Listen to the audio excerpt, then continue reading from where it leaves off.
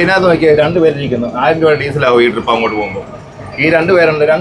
ഇപ്പം 3 പേര് കയറിയിട്ടുണ്ട്. 3 പേര് 25 രൂപ കൂട്ടിക്കും. 75 രൂപ വരുന്നത്. 75 രൂപ ആയാലും 1000 രൂപ ഡീസൽ എത്ര രൂപ അടിക്കും? എത്ര രൂപ കിട്ടും? 75 രൂപയിലേ കിട്ടുള്ളൂ. മലയാളിമാരുടെ കയ്യിൽ നിന്ന് നഷ്ടം പോകും. ഞങ്ങൾക്ക് ശമ്പളം ഇല്ല. ഞങ്ങൾക്ക് 350 രൂപ 400 രൂപയൊക്കെയാണ് കിട്ടുന്നത് ശമ്പളം.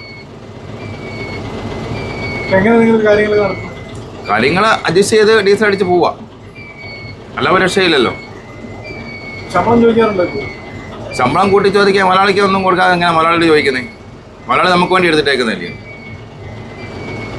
അവർക്കും ഇല്ല, നമുക്കും ഇല്ല, ഒന്നുമില്ല.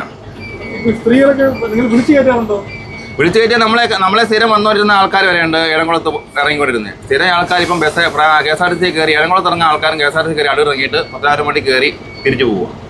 ഞങ്ങളെ കാണുമ്പോൾ തിരിഞ്ഞ് നിൽക്കുക. ഇതിന് കൂടെ ആ ബസ് ഇറങ്ങി വരുന്നത് വൈകിട്ട്. ഞങ്ങളെ കാണുമ്പോൾ തിരിഞ്ഞ് നിൽക്കുക.